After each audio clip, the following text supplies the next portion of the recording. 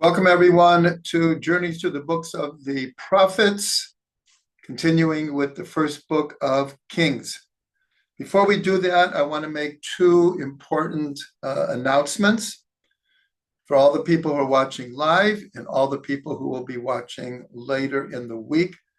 For many, many years, we've been sending out a Sunday morning email reminding everyone that there are two classes this week. Every once in a while, one class or no classes, but most of the time it's two classes.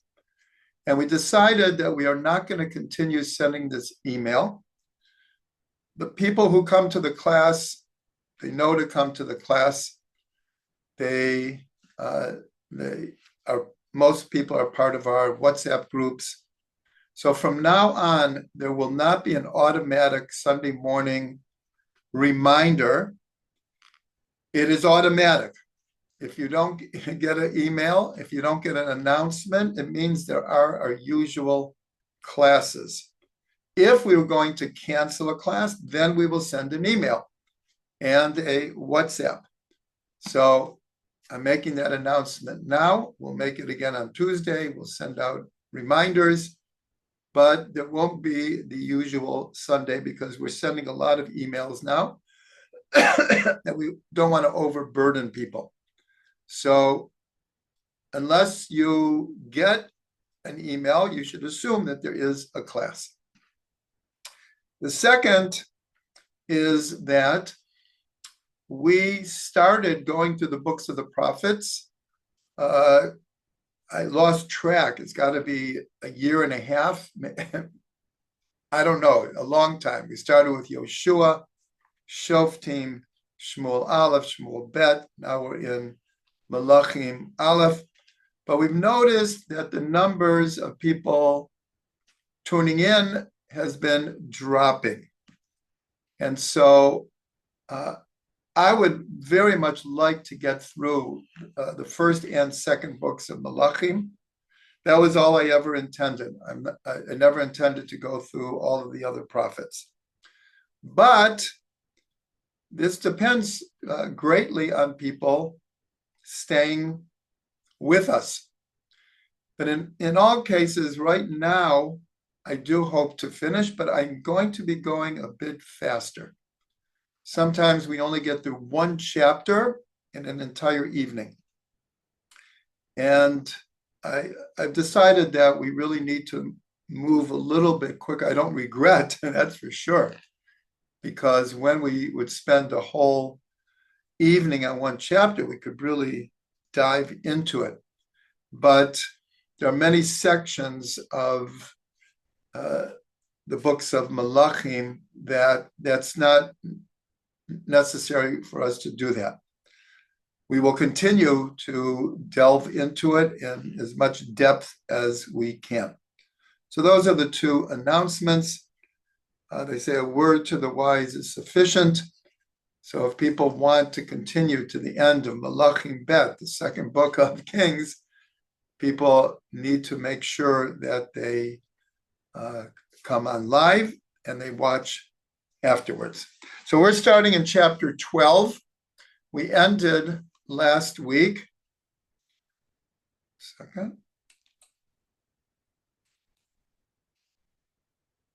We ended with the death of King Solomon.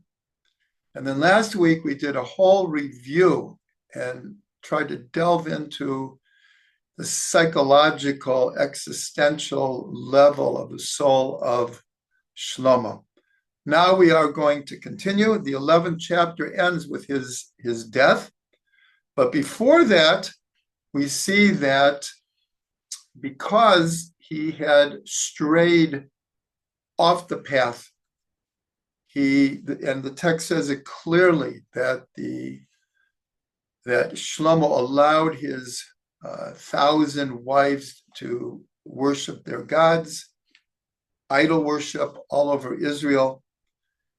And God was very displeased with this. And as we learned, he took away 10 of the tribes from the kingdom of the southern, which now became the southern kingdom. And now we have a split between the northern and southern kingdoms. And as we said, that split in a certain way has lasted till this day. Because after Shlomo, there was never a king again that ruled over all of Israel. We had two different kingdoms, and then the Assyrians came and took the 10 tribes away. We are waiting for Mashiach, but actually right now in the land of Israel, we, with all of the differences of opinions, we are one nation state. So this is the first time in really 3,000 years that we have been one nation state again. And we learned that God sent the prophet Ahijah Hashiloni to tell Yeruvam. He was a person that actually Shlomo had favored and played an important part in running the kingdom of Shlomo. But God sent a message to Ahijah to tell him that he was being appointed king over the 10 northern tribes. Shlomo got wind of this, and he wanted to kill Yeruvam, who fled to Egypt. That's where we start chapter 12. That was just a quick review. So Shlomo dies, and his son Rehoboam becomes the king. He was 41 years old when he became king. The text will say that later on. And he ruled for 17 years. But what happened in the beginning was a turning point in Jewish history. He gathered everyone to Shechem, even though Jerusalem was the capital, since almost a majority of the tribes lived up north. So Shechem, which was always a very holy city, that was the first place that Avram Avinu comes to, and later Yaakov comes there. So he gathered everyone together to be coronated king. And Yeruvam hears that Rehoboam is now king. So he comes back from Egypt. And what happens is a whole delegation comes to Rehoboam. And they say, "You're the new king, but we have a complaint. Your father, Shlomo, his taxes on the people were very substantial." I'm sorry, it just froze for a second. I'm just going to repeat that. That everyone gathered in Shechem, and the delegation came and said to Rehoboam, "Your father, he taxed us very heavy. We really feel tremendously burdened by the taxes. So we're asking you, as the new king, please lighten up a bit. We'll be loyal, but please lighten up a bit." So Rehoboam says, "Give me 3 days to think about it and come back." And it says, this is all in chapter 12, he consults with the elders. And the elders say, you should listen to the people. They're promising to be loyal. The kingdom is incredibly wealthy and well established. You can afford to lighten up the taxes. That was their advice. And then it says Rehoboam decided to ask his contemporaries, like the younger generation. And the younger generation said, "Don't let up on the people. They'll think that you're weak. They'll take advantage of you. They won't respect you." And so they told him like this. It's a bit of a strange, how declaration to say to the people. So they told him like this. They said, you came and you asked to make the burden lighter upon you. My little finger will be thicker than my father's loins. And if my father burdened you with a heavy yoke, I will add to what my father did with whips, and I'll chastise you with scorpions. Now, this is the advice that the younger generation gave to Rehoboam. Now, in retrospect, why didn't Rehoboam listen to the elders? They're saying you can afford to. It'll be no sweat off your back. Nonetheless, Rehoboam listened to the younger advisors. They come back after 3 days, and that's exactly what Rehoboam told them. You think my father was heavy on you? I'll be even heavier. And he said this thing, and I will chastise you with whips and scorpions. Now, again, in retrospect, you would think, like, how foolish could he have been to threaten the people like this in such a dire way when he's first becoming king? But that's what he did. And so the people rebelled. The people rebelled. And it says clearly that, and this is very mysterious, that all of this was to fulfill what God had said to Shlomo, that you turned away from me, I will now turn the kingdom away from you. But because of your father, David, who never strayed, I will allow you to have 2 tribes, Yehuda and Benjamin. And of course, Yehuda was one of the strongest of the tribes. But the text says clearly that all of this is happening in order that God had decreed, kind of measure for measure. Because when God granted Shlomo this incredible wisdom and wealth and power, he said it's all on condition that you continue to follow the Torah and you continue to listen to the words of the Torah. And Shlomo didn't. He turned away. So he brought it down upon himself. And 10 of the tribes rebelled. And Yeruvam became their king. And so Rehoboam wants to nip this in the bud. So he sends Adoram to start to collect the taxes. He's the new king. Time to collect taxes for the year. The people killed his representative, and Rehoboam now sees he's got a big problem on his hands.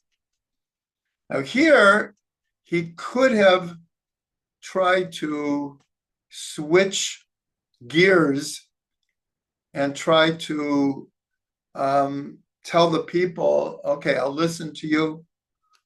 But he didn't. Instead, he gathered an army of 180,000 men, and he's going to go to war with the 10 tribes.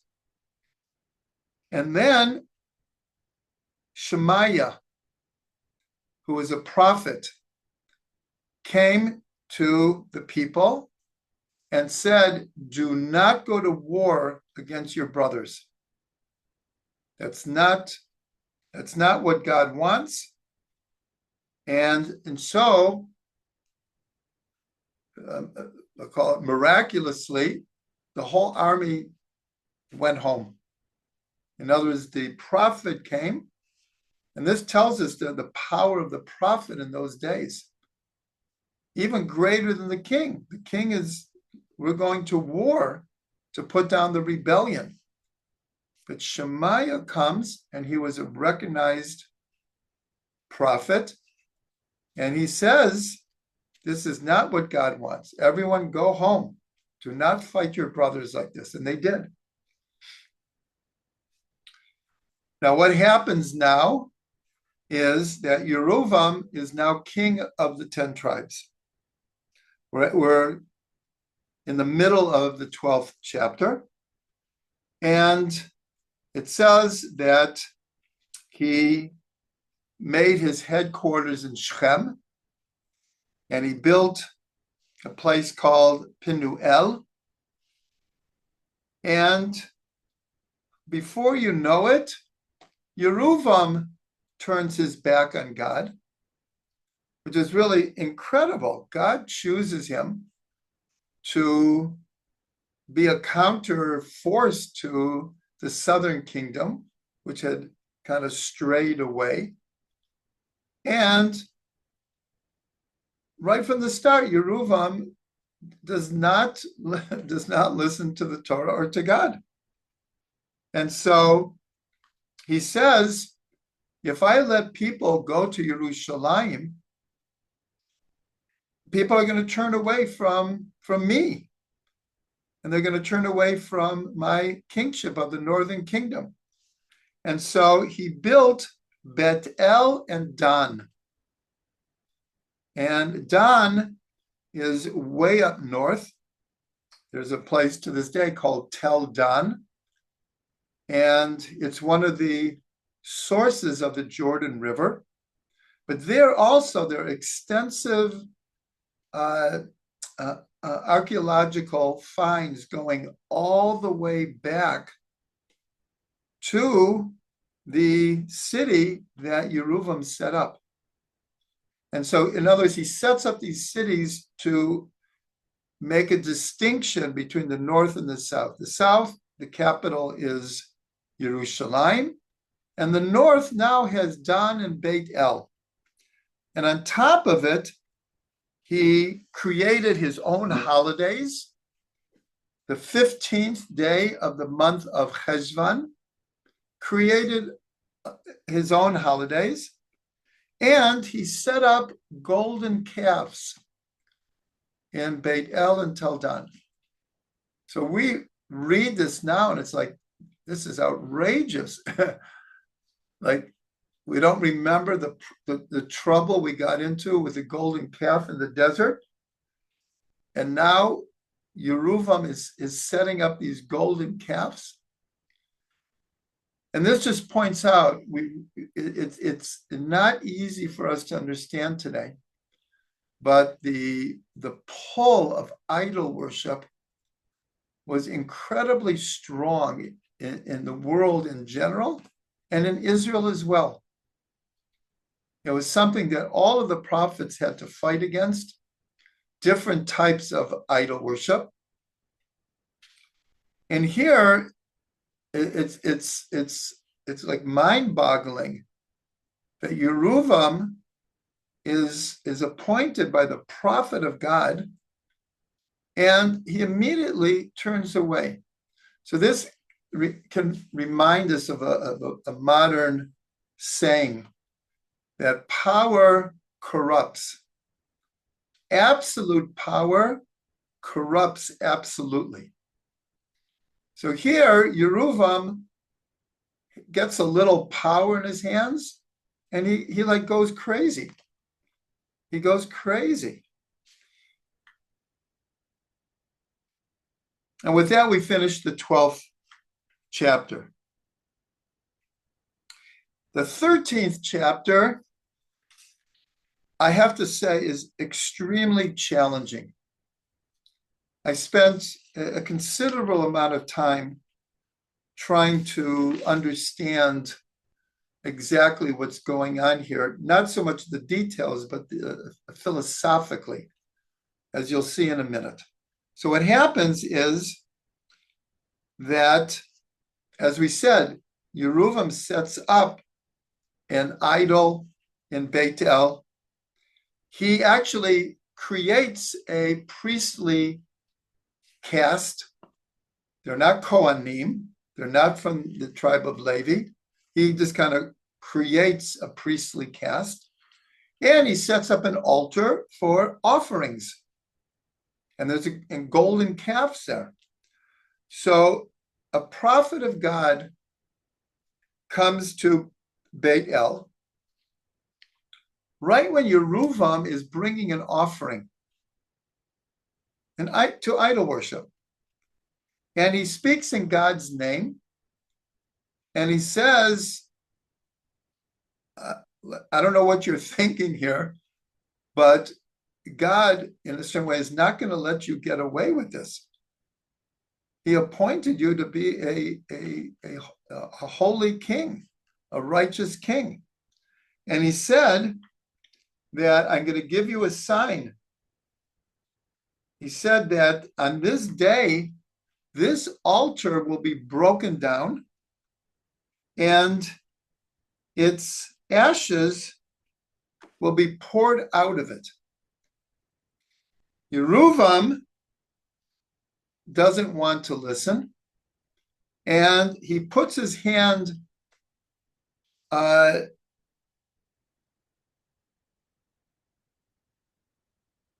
he takes his hand from the altar, and he wants to grab this prophet. And when he tries to grab the prophet, his hand freezes. He can't move it. Can't move it. And at the same time, the altar is some miraculous way is just broken in half, crumbles, the ashes disperse. And so Yeruvam is now scared. And he says to the prophet, please pray to God that I get my arm back. And he does. The prophet prays, and life comes back to his arm. So this reminds us a little bit of a number of times in the 10 plagues when a certain plague would come and Pharaoh would say, okay, I'll let the people go. Just pray, Moshe, please, just pray that this plague stops. And Moshe would. He would pray, the plague would stop, Pharaoh would not do what he said. So it's a little bit reminiscent here. That Yeruvam says, please pray for me. I can't move my arm. He does. He gets movement in his arm back. But then it says, then he says to the prophet, he says, please come to my house and I will give you a present. So either he's in awe of this prophet or he's scared. And the prophet says something that we didn't know up to now.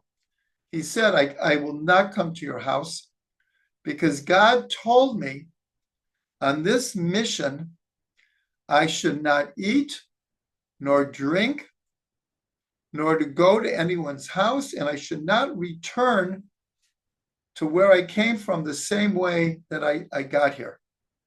And he left.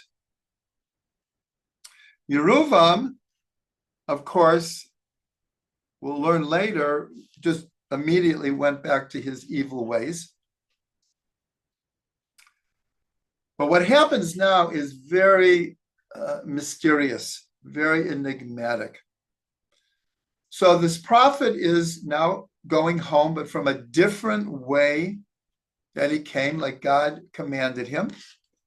And it says that there was an old prophet in Bethel who heard about this whole thing that had happened. And he said to his sons, please bring this prophet back to our house. And so they saddled him a donkey. He goes and he finds this prophet. And he's sitting under a tree. And he said to him, "Are you the prophet who came to Beit El today?" And he said, "Yes." He said, "Please come to my house and I'll give you what to eat and drink." And the prophet says to him, "I can't do that because God told me, along with this mission to Yeruvam, not to eat and not to drink and not to come back the way that I came." And so this prophet then says, "Well, I am also a prophet. And an angel of God came to me and said, you should give this prophet food and drink and tell him to come back to your house." And so here we have to understand that, just one second.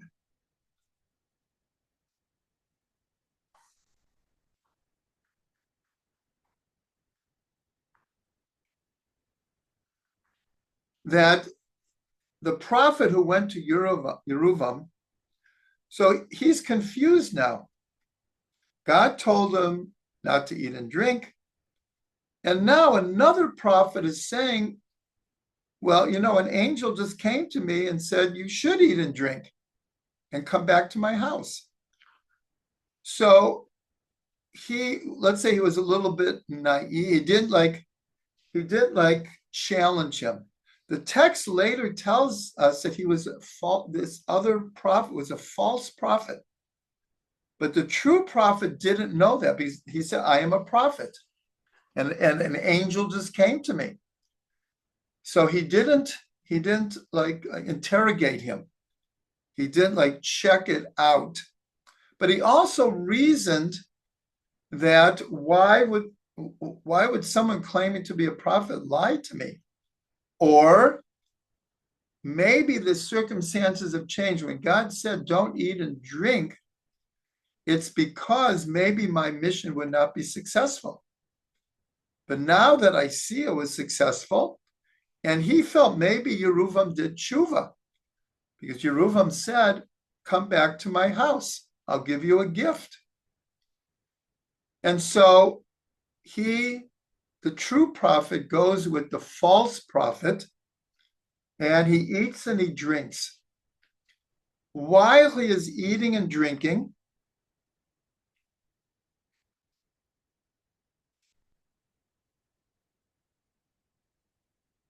one second, God came to the false prophet and says, tell the true prophet that because you did not listen to me and you went ahead and you ate and drank, even though I told you not to, you will not live out your days and you will not be buried in a proper way. That you will, it just says you will not be buried in the tomb of your fathers. And so the false prophet tells the true prophet, this is what's going to happen to you. The true prophet then leaves his house.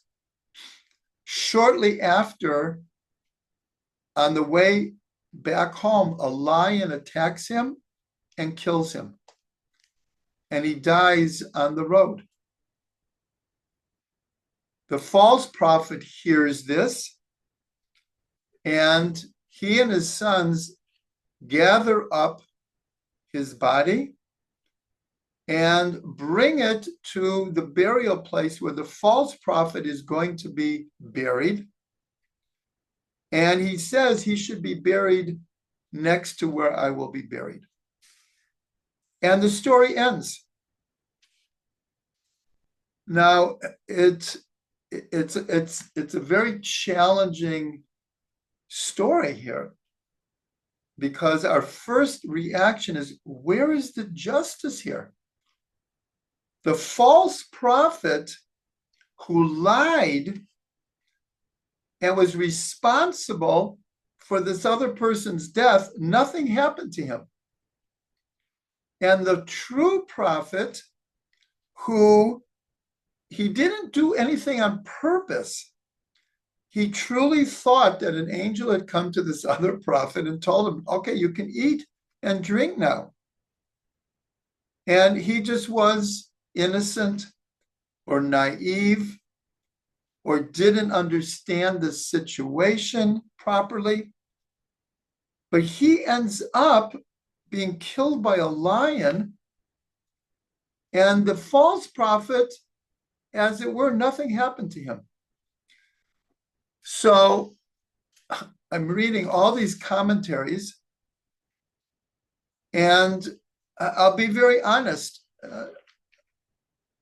A lot of the ideas, I don't know, it just, it was hard to see what, from God's point of view, where the justice is. Now, one of the things they didn't mention is the idea of reincarnation, because we have no idea who the true prophet was in a previous lifetime, and we have no idea who the false prophet was in a previous lifetime. And they say that the false prophet, there are different opinions. Some say at one point he was a true prophet, and he became a false prophet. Now, others say that the false prophet, it's not even like he was a false prophet. It's just that he was a tremendous proponent of taking care of hospitality for people. He had spent his whole life taking care of people. And so here, in a certain way, his desire, because he had heard that this prophet had come and put Yeruvam in his place, and maybe had, broken the altar of the idol worship, and he wanted to help him, to take care of him. But that overwhelmed him, and he ended up not telling the truth. But because he meant well, nothing happened to him. So it's very challenging. And this is, I know Reb Shlomo, like when he would tell certain stories that were similar to this, where it challenged our native sense of justice or even logic, he would say, what do we know? What do we know? I heard him say that literally hundreds of times about different stories, not including stories from the Holocaust, all kinds of, from the different wars. What do we know? The truth is, we don't always know, but it's not that often that there are stories like this that challenge us to try to figure out, like, what happened here, or why did it happen in this way? And to be very honest, it's something we could discuss later, but there are no like pat answers to this. There's no easy, clean ways to say, oh, this is why the true prophet, this had to happen to him. And this is why the false prophet, seemingly nothing happened to him. So first of all, we don't know what happens to the false prophet in the future. It doesn't tell us. For all we know, all kinds of measure for measure things could have happened, but it's not stated here openly. And for all we know, the true prophet merited the world to come, and maybe he was reincarnated again into a very, very holy soul. We have no idea. We have no idea the beginning of the story or the end of the story. What came before and what came after. So as I said, this for me, it was a very challenging story, because in a certain way, like I said, Reb Shlomo would say this about many, many things, and we say it to ourselves all the time.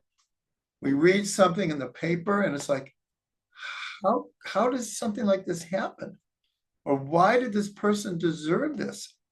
Or why did this person was saved and this person wasn't saved?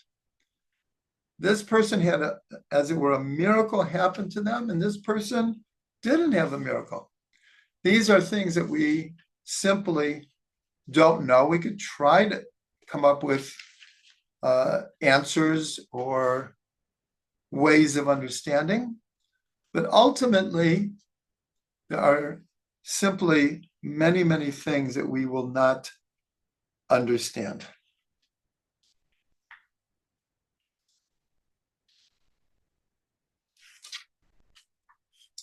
That's the end of chapter 13. Now we're going on to 14.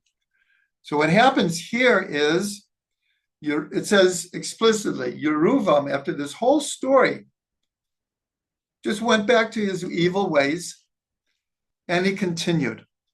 But what happened was that his son, Abijah, became very, very ill.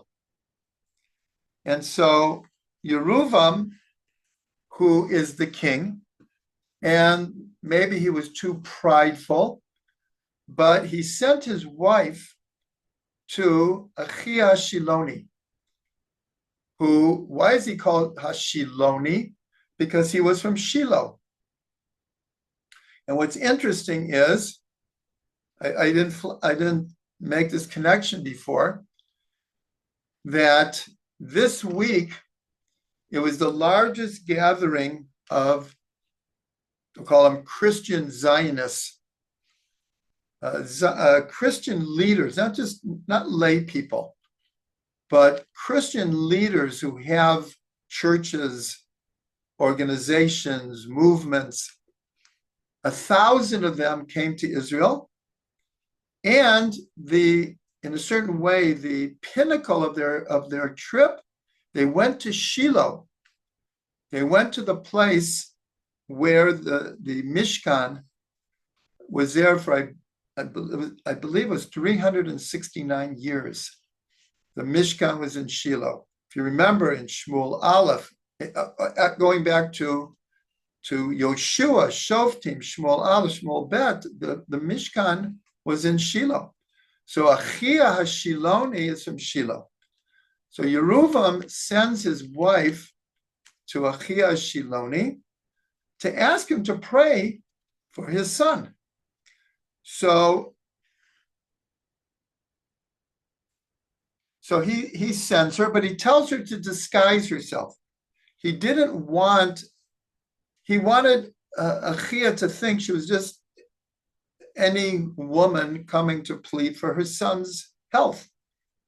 He was too prideful. He didn't want him to know that it was the son of Yeruvam, because of course Yeruvam knows that Ahijah knows that he has turned away from God, and obviously will be very displeased. But here he felt his son's life was on the line.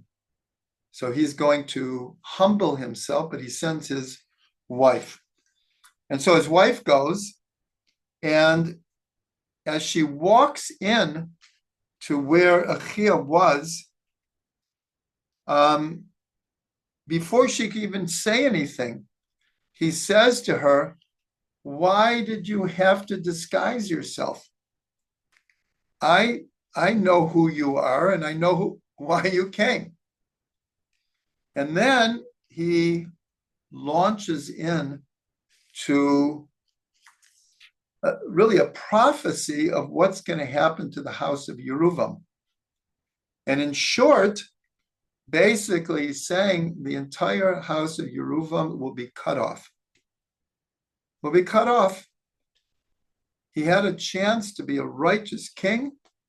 God handed 10 of the tribes into his hands, and look what he's done. And so he basically, it's a long speech, he says here, but there'll be nothing left from the house of Yeruvam. Nothing left. And many, and they also won't be buried properly. And they'll die in the field, and the birds will eat their corpses.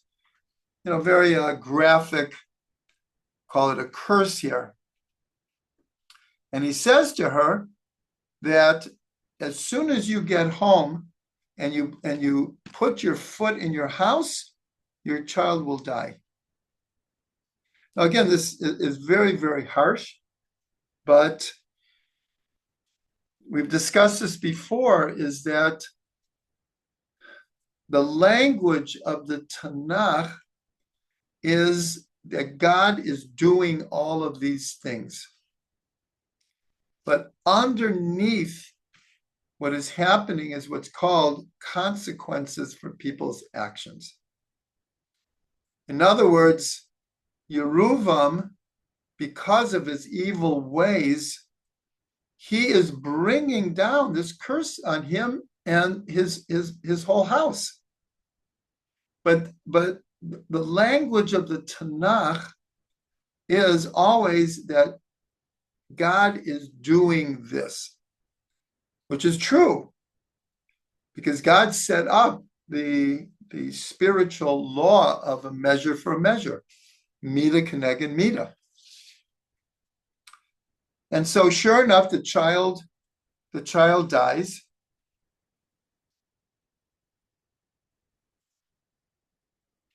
And they buried him. Actually, he said that your son will be buried, but the rest of the house of Yeruvam will not have such easy, clean deaths. And then right afterwards, it says that all the rest of the acts of Yeruvam are written in the chronicles of the kings of Israel. Yeruvam reigned for 22 years, and he died, and his son Nadav became king of the northern kingdom. Now here, in the next few chapters, it's not easy to follow, because Yeruvam reigned for 22 years. And then there were a whole series of his children who became kings, and then people who would kill his sons, and they would take over the kingship. And Rehoboam, so he ruled for 17 years. And in the upcoming chapters, it kind of goes back and forth. It doesn't give like the line of Yeruvam and then the line of Rehoboam. It goes back and forth, and it's not always easy to follow.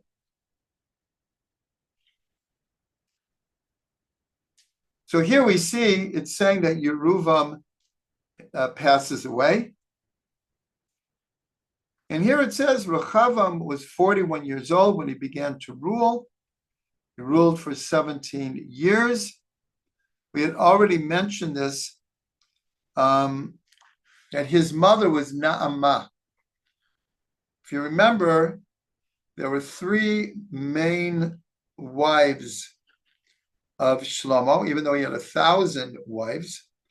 Was the daughter of Pharaoh, whose name was actually Bathsheba, Naamah, who is the mother of Rehoboam, and the queen of Sheba.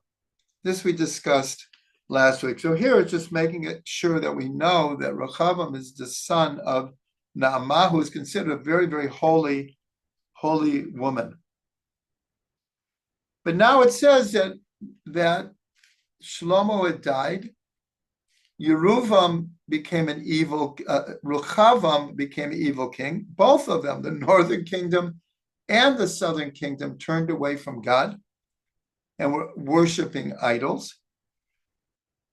And it's a very, call it, sad situation. And then it says, in the 5th year of Rehoboam ruling, the king of Egypt came and attacked Jerusalem. He didn't conquer Jerusalem, but he took away most of the riches, the gold and the silver, from Jerusalem.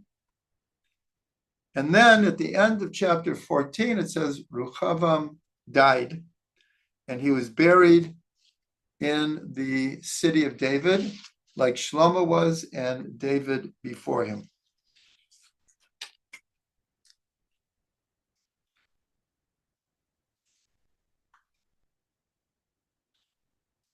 Now we're continuing with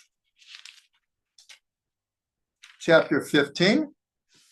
And here, like I said, it is not easy to follow. And as I said in the beginning, I'm not going to attempt to go through every detail here. But there's a list of the kings that began to rule in the northern kingdom. And many of them only ruled for a few years. And then they were either killed or there was a rebellion against them. But there's a very interesting verse here, it says, and it goes over this idea over and over again, that the southern kingdom was left with just 2 tribes. And the reason that God originally told Shlomo why this was going to be, and as he was saying, if it was only for your sake, I would take the whole kingdom away from you and your sons.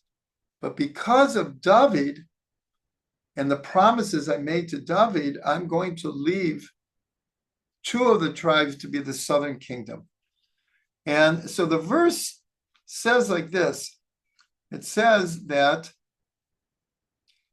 God is speaking here.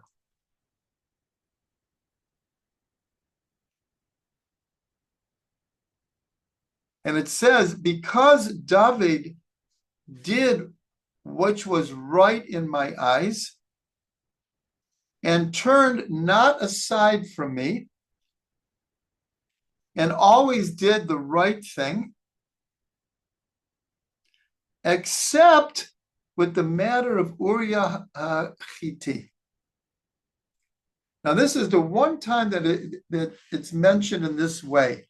This goes back to the whole story of Bathsheba. When David took Bathsheba, her husband was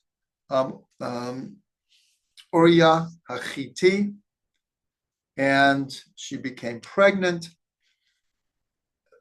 Here, the text is making very clear, and this is where the sages pick up, when the sages said, anyone who thinks that David sinned with Bathsheba is mistaken.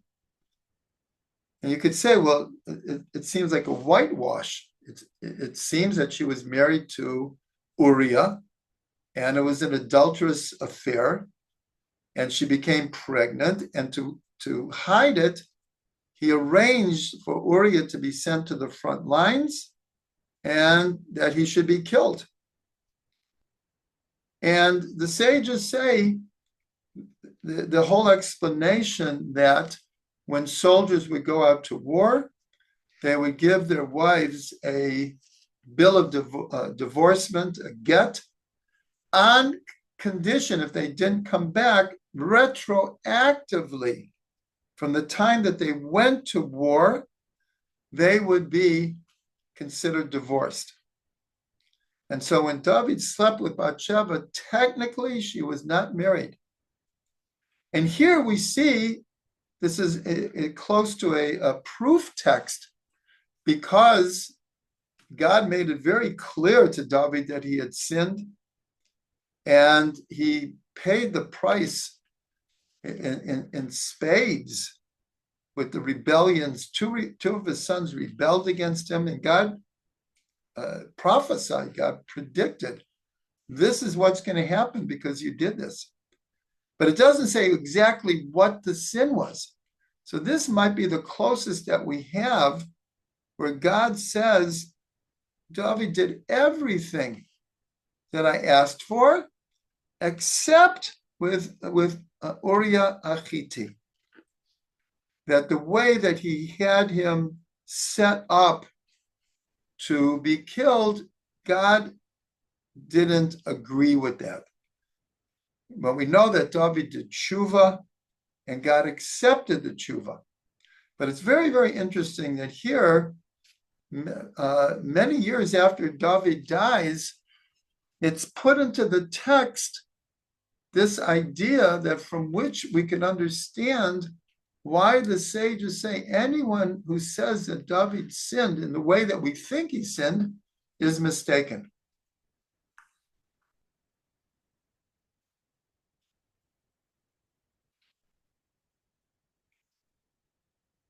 Now, remember, Yeruvam reigned for 22 years. In the 20th year of his reign, the son of Rehoboam was an evil king, and he didn't last long. But then in the lineage comes Asa. And he was king for 41 years, which was in the book of Kings. Now, it's true that David reigned 40 years.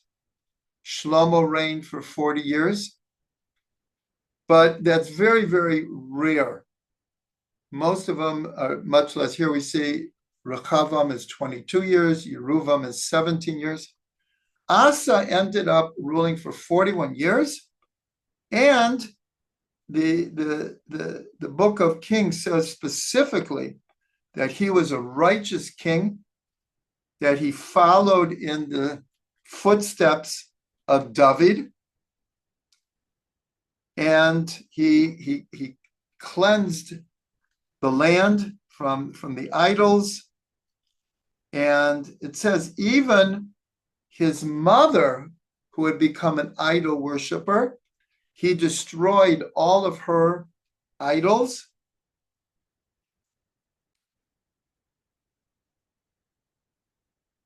And that he was a righteous king. Now we're going to see in the history of the kings of Yehuda and the kings of the northern tribe, this is the exception.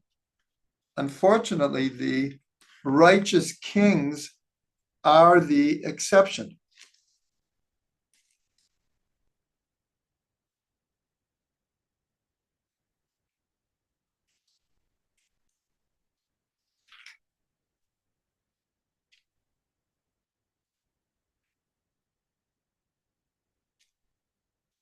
Eventually, Asa passes away.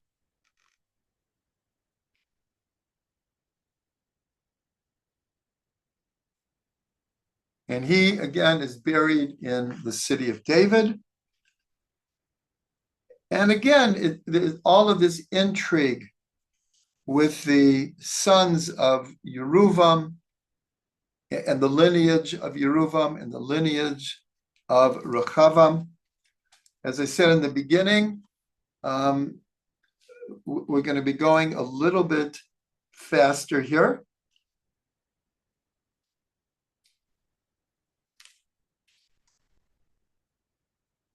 And this brings us to the end of chapter 15.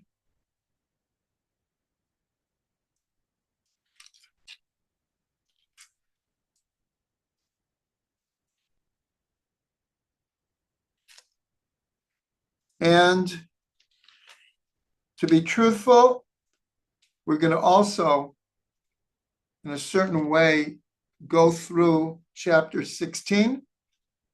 The same thing, one king after another, one war against another, one evil king after another.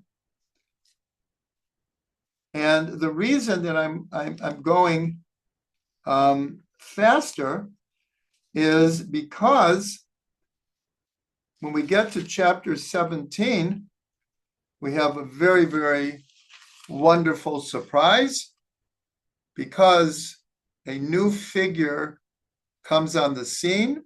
And here we will slow down, and that is Elijah the prophet. He is introduced in chapter 17, and he will continue into the second book of Kings, and his student Elisha will carry us through to the middle of the second book of Kings. And here there are many, many, many stories worth delving into, and that's what we will do. So here we brought up, as I said, the last two chapters is just a whole lineage of evil kings, wars, rebellions, northern kingdom, southern kingdom. And that brings us to where we will begin next week with the introduction of Eliyahu Navi, one of the most important and colorful personalities in all of Jewish history. So here I want to repeat something I said in the beginning, that starting next week, we no longer will be sending our usual Sunday reminder of 2 classes this week. We're sending out a lot of emails now, and we don't want to overburden people. And so just know, if you don't get an email or you don't get a notice by WhatsApp, the classes are happening. The only time you will get a notification is if, for one reason or another, there's a time change or there's a cancellation of classes. If not, every Sunday, every Tuesday, same time, it will be happening. Now, pretty soon I have to make a decision about Chanukah, because it's not simple, because for me, the time I usually teach is the time of lighting candles. I have family coming from America. So you might, in fact, probably for sure, will get an email and WhatsApp announcing which classes will be canceled. But just in general, no more Sunday emails. There are classes unless you hear differently.